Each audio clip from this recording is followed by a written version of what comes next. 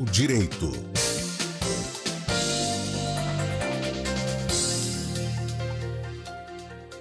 Todas as segundas-feiras, aqui no Estúdio CBN, temos o quadro Seu Direito com o advogado tributarista Fernando Quercia. Doutor Fernando, muito boa tarde, seja bem-vindo novamente. Boa tarde, Guarizo, boa tarde a todos os ouvintes da CBN. Grande prazer em falar com vocês novamente.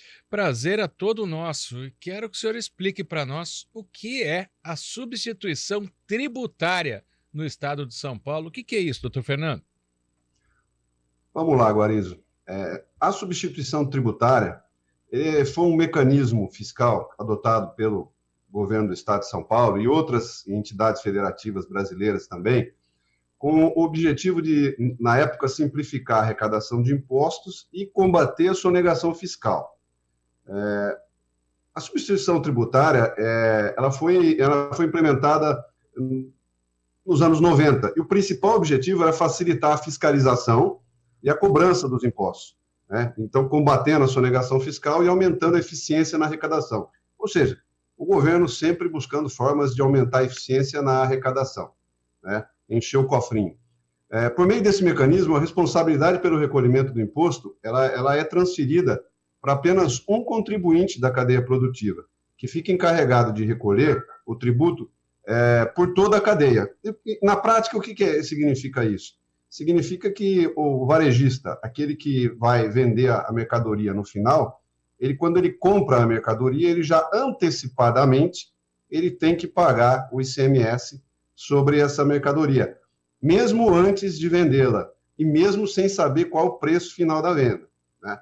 Então, ao longo dos anos, o que aconteceu? A substituição tributária, a ST, como é chamada, em São Paulo, ela vem se mostrando cada vez mais onerosa para o contribuinte, porque o modelo implica em uma carga tributária antecipada, como eu expliquei, calculada sobre um valor presumido da venda, independente da realidade econômica de cada empresa.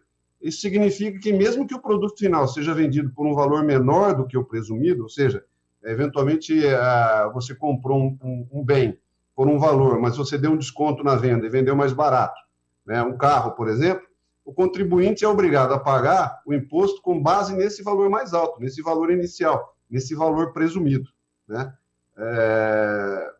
Atualmente, a substituição tributária ela representa um encargo desproporcional para os contribuintes, especialmente para as pequenas e médias empresas.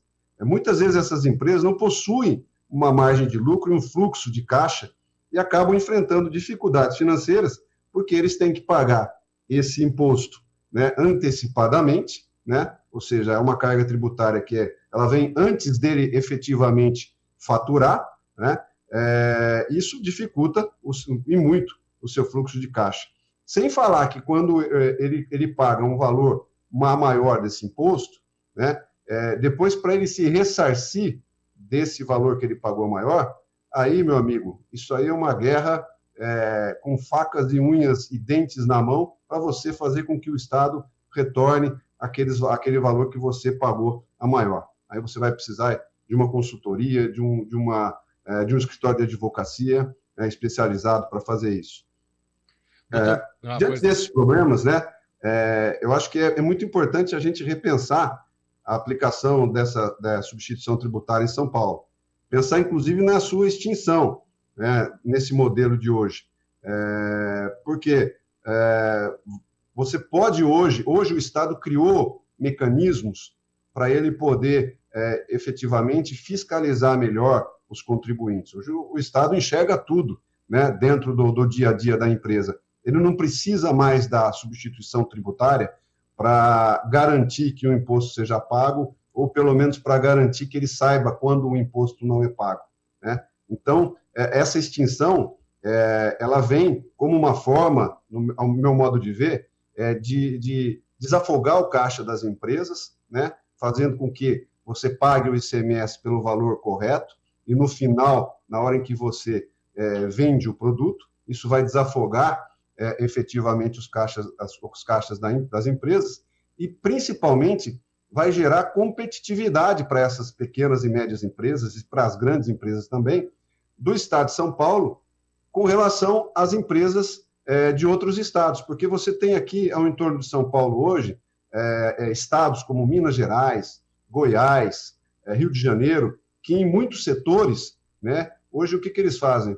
Eles têm lá sistemas de arrecadação onde o ICMS é mais barato e esse sistema de arrecadação é simplificado e não tem a substituição tributária. Então, isso gera uma concorrência desleal e isso está fazendo com que muitas empresas aqui de São Paulo, elas acabem saindo fora do mercado, elas não têm como competir. O preço delas acaba sendo um preço maior do que essas empresas de outro estado. Então, é muito importante, principalmente agora que a gente está vivendo aqui em São Paulo um novo governo, que esse governo tenha atenção, e isso, inclusive, eu percebi, pelo menos foi pauta, né, das promessas de governo aí do novo governador de São Paulo. Espero que ele cumpra essa promessa de olhar com cuidado isso e, ao meu modo de ver, partir para essa extinção da substituição tributária, porque isso hoje, como eu disse, em suma, né, a substituição tributária, ela, embora ela tenha sido criada com esse objetivo de simplificar a arrecadação e combater a sonegação, hoje ela não faz mais sentido. O modelo atual ele impõe essa carga tributária antecipada, né, baseada em valores presumidos, que não condizem com a realidade econômica das nossas empresas, né, que hoje, inclusive, vive uma crise muito forte. Né? Então, é muito importante, é imprescindível uma revisão desse sistema. E pensar seriamente na sua extinção. Volto a ser, estou sendo repetitivo, mas eu acho que é muito importante isso, porque somente assim será possível alcançar um ambiente fiscal mais favorável ao desenvolvimento econômico e ao crescimento das nossas empresas. Ô, doutor Fernando, e qual empresário, qual empresa, qual pessoa física paga o imposto dessa maneira, para quem tem a dúvida ainda, né? Hoje, a substituição tributária ela existe em vários, basicamente no varejo, ela existe hoje em vários setores, inúmeros setores, né? Você tem, por exemplo, vou dar um exemplo mais simples, por exemplo, é o do automóvel, né? Está se falando tanto aí na questão de redução de preço de automóveis populares, mas hoje, por exemplo, as revendas de automóvel, elas têm que pagar, assim que elas adquirem os veículos, elas têm que pagar o imposto usando o sistema da substituição tributária. E muitas outras empresas varejistas, muitos outros setores do varejo, que também são, hoje, eu diria, apenados com o pagamento da substituição tributária. Ou seja, né, isso trava o desenvolvimento, como o senhor disse, e o Estado que não cobra ou que cobra de uma maneira diferente vence a guerra fiscal. São Paulo perde competitividade. É muito mais difícil hoje, para alguns setores, você ter sua empresa em São Paulo do que ter sua empresa, por exemplo, aqui em Minas. Não por isso que a gente vê, por exemplo, Guarizo, cidades como Extrema, que estão aqui coladas com São Paulo, né, que hoje elas têm um desenvolvimento muito maior, porque elas têm benefícios de ICMS, o modo de você recolher o ICMS, ele é mais fácil, né, ele é menos oneroso. Então, as empresas, e se você pegar a Extrema, é fácil de você pensar logisticamente. Pensa o seguinte: Extrema está localizada a 122 quilômetros do centro de São Paulo. Então, a logística de você mandar produtos de Minas Gerais para São Paulo era muito fácil, né? Então, são cidades que estão muito próximas, né? Então, e você paga uma carga tributária menor, você tem benefícios fiscais, ou seja, você tem mais competitividade. E as empresas que estão aqui dentro de São Paulo trabalhando e recolhendo impostos são penalizadas por isso. Exatamente, né? Extrema é praticamente uma cidade paulista, um ótimo exemplo. Só que é uma cidade paulista, mas os impostos vão para Minas. São mineiros, Exatamente. Aí fica bom, né? É a prova da competitividade. É assim que a gente pode definir, né, doutor Fernando?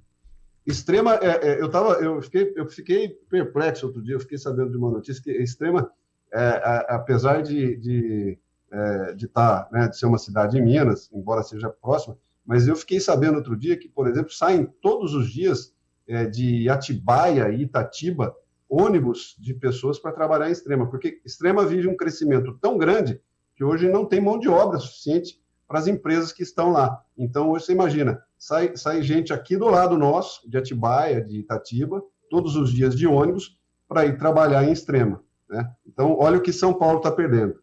Exato, isso tem que ser recalculado, a substituição tributária. A gente sabe o outro lado também, que o governo fala, mas aí a gente perde muita arrecadação, né? Mas dá para fazer de outra maneira, né? Hoje não perde mais, Guarizo, porque você entende, veja, antigamente, quando quando esse sistema foi criado, o governo tinha dificuldade de enxergar as empresas. Nós não tínhamos uma tecnologia tão eficiente quanto existe hoje para o governo enxergar o dia a dia das empresas, né? E detectar quando a empresa está recolhendo seus impostos ou quando não está recolhendo.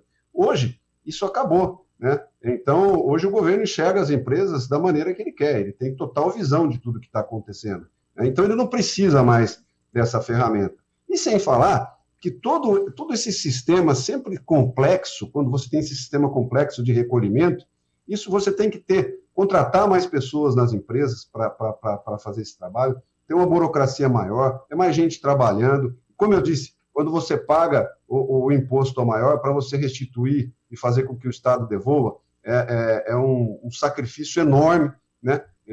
Depende de processos administrativos e muitas vezes até processos judiciais para que você tenha o seu dinheiro de volta. Então, seria muito mais fácil, muito mais prático extinguir a substituição tributária. Isso ia tornar o dia a dia das empresas aqui em São Paulo muito melhor, elas estariam muito mais capacitadas, inclusive para poder crescer dentro do nosso Estado e não ao redor do nosso Estado. Excelente. Doutor Fernando Quercia, advogado tributarista, volta na próxima segunda-feira com mais um quadro Seu Direito. Muito obrigado pela participação, doutor Fernando. Boa tarde, boa semana. Eu que agradeço, Guarizo, agradeço a você e todos os ouvintes da CBN. Até a próxima semana. 3h26.